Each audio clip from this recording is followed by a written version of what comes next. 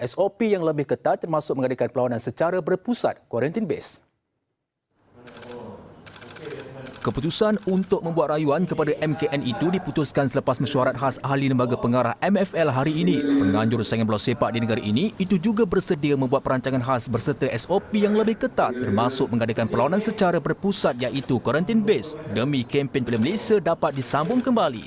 Kita akur dengan keputusan tersebut, tetapi membuat rayuan sekali lagi agar Piala Malaysia dapat dijalankan peringkat quarter final skor akhir dan juga akhir di negeri-negeri yang tiada PKPB.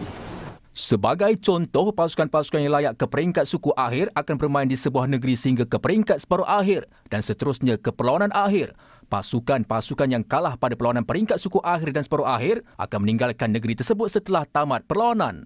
Perancangan terbaru dan rayuan ini turut disokong oleh 8 pasukan yang layak ke suku akhir, menyaksikan mereka bersedia beraksi mengikut SOP dan syarat seperti yang ditetapkan oleh MFL dan MKN.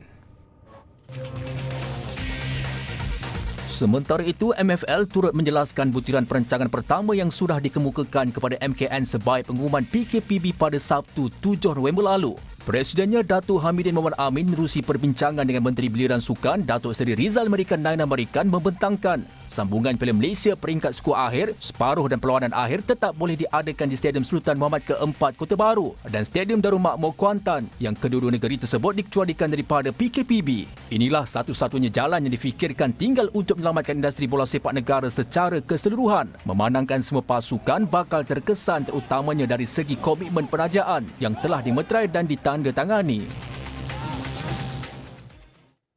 Rata-rata semua pasukan juga tidak bersetuju dengan penangguhan kempen Piala Malaysia dan merayu agar ia dapat diteruskan. Apatah lagi tiada kata putus diberikan MKN bila ia dapat disambung semula. Di Pulau Pinang, FAP dalam sidang media khasnya hari ini berpendapat lebih baik kempen Piala Malaysia dihabiskan daripada ditangguh-tangguh. Walaupun dia akan jadi satu cabaran dan juga tanggungan yang berat kepada pasukan Pulau Pinang. Because away, it will involve with hotels, transport, and also fields to be arranged for practice games for the first. But it's better to finish it off than to heret, tarik.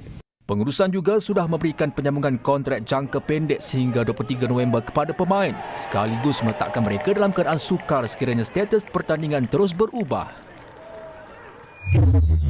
Di Alustar, Presiden Persatuan Bola Sepak Kedah KFA yang juga Menteri Besar Kedah Muhammad Sanusi Muhammad Noor juga tidak mahu kempen Piala Malaysia ditangguh separuh jalan. Malah Kedah juga tidak mahu terbeban dengan persiapan kempen Piala AFC, persediaan musim baharu dan pembinaan pasukan pada hujung tahun, semata-mata untuk kembali fokus pada Piala Malaysia. Bukan saja Kedah, negeri-negeri lain pun sama juga kan.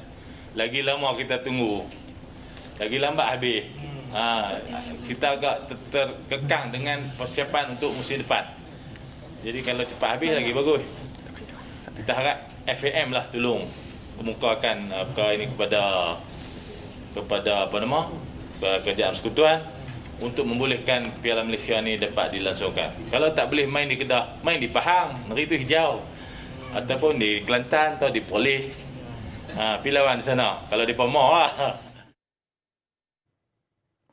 Dalam pada itu, pembatalan Tamasya Sukan Malaysia Sukma 2020 juga memiliki pro dan kontranya tersendiri bagi kontijen-kontijen bertanding di sebalik menyambut baik keputusan Kementerian Belia dan Sukan KBS demi keselamatan atlet, namun perlu juga ada pertimbangan berhubung syarat kelayakan atlet seterusnya pada Tamasya Sukma 2022 memandangkan program yang telah diatur turut membabitkan atlet-atlet yang akan melebihi had umur. Kini aspek teknikal jadi persoalan terutamanya dari segi had umur peserta yang pastinya perlukan penjelasan terperinci. Bagi pihak Majlis Sukan di Selangor, kita tidak mempunyai masalah yang besar sekiranya had umur ini diturunkan kerana kita juga telah mempunyai atlet-atlet pelapis yang telah bersedia di peringkat umur seperti yang mana yang telah ditetapkan. Walau bagaimanapun kita berpendapat adalah lebih baik kita meneruskan had umur yang telah ditetapkan sebelum ini kerana ia memberi peluang kepada mereka yang telah lebih 2 tahun bertungkus lumus menyiapkan diri untuk bertanding di Sukan Malaysia. Selangor merupakan kontijen paling cemerlang dalam Tamasya Sukma, 9 kali bergelar juara keseluruhan sejak dipertandingkan 1986. Dengan pembatalan yang berlaku, tidak dinafikan persiapan lebih rapi dapat dilakukan atlet-atlet. Temasya Sukma 2020 terpaksa dibatalkan berikutan penularan gelombang ketiga pandemik COVID-19 yang melanda negara. Namun hak penganjuran edisi 2022 tetap diberikan kepada Johor, memandangkan segala persiapan telah dilakukan selepas 2 kali ditangguhkan sebelum ini. Laporan itu tadi mengakhiri segmen sukan untuk malam ini. Saya Nazri Atari, teruskan bersama Buletin Utama. Assalamualaikum dan salam hormat.